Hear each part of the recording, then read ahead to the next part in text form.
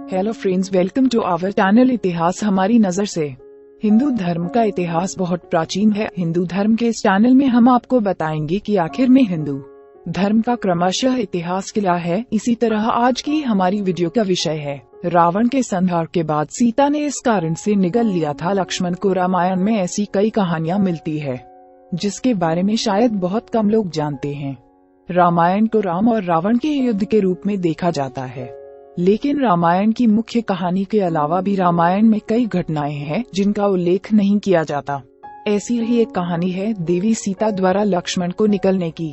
अयोध्या वापसी के समय घटी घटना रावण का संहार करके जब श्री राम, सीता और लक्ष्मण वापस अयोध्या आए तो उत्सव मनाया जा रहा था।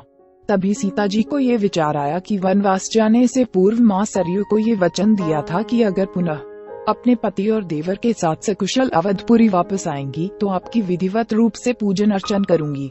यह सोचकर सीता जी ने लक्ष्मण को साथ लेकर रात्रि में सरयू नदी के तट पर गई। सरयू की पूजा करने के लिए लक्ष्मण से जल लाने के लिए कहा। लक्ष्मण जल लाने के लिए घड़ा लेकर सरयू नदी में उतर गए। अघासुर राक्षस निकलना चाहता था लक्ष्मण को। लक्ष्मण जल भर ही रहे थे कि तभी सरयू के जल से एक अघासुर नाम का राक्षस निकला जो लक्ष्मण जी को निगलना चाहता था। लेकिन तभी भगवती सीता ने यह दृश्य देखा और लक्ष्मण को बचाने के लिए माता सीता ने अघासुर के निगलने से पहले स्वयं लक्ष्मण को निगल गई। लक्ष्मण को निगलने के बाद सीता जी का सारा शरीर जल बनकर गल गया। ये दृश्य हनुमान जी अदृश्य रूप बनाकर देख रहे थे।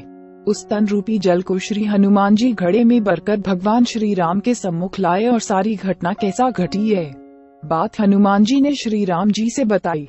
इस तरह हुआ अघासुर का संहार। हनुमान की बात सुनकर श्री राम ने कहा, हे मारुति सुत, सारे राक्षसों का वध तो मैंने कर दिया, लेकिन ये राक्षस मेरे हाथों से मरने वाला नहीं है।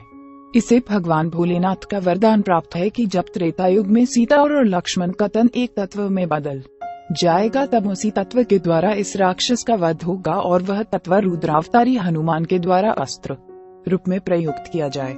हनुमान इस जल को तत्काल सरयू जल में अपने हाथों से प्रवाहित कर दो। इस जल के सरयू के जल में मिलने से अघासुर का वध हो जाएगा और सीता तथा लक्ष्मण पुनः अपने शरीर को प्राप्त कर सकेंगे। हनुमान जी ने घड़े के जल को आदि गायत्री मंत्र से अभिमंत्रित करके सरयू जल में डाल दिया।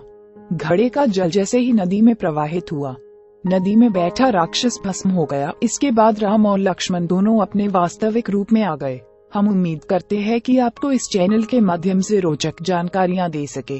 आप अपने सुझाव हमें कमेंट में भेजिए और अगर आप किसी कहानी या तथ्य के बारे में जानकारी चाहते हैं तो वो भी हमें कमेंट बॉक्स में भेजिए और हमारे चैनल को सब्सक्राइब करें। धन्यवाद।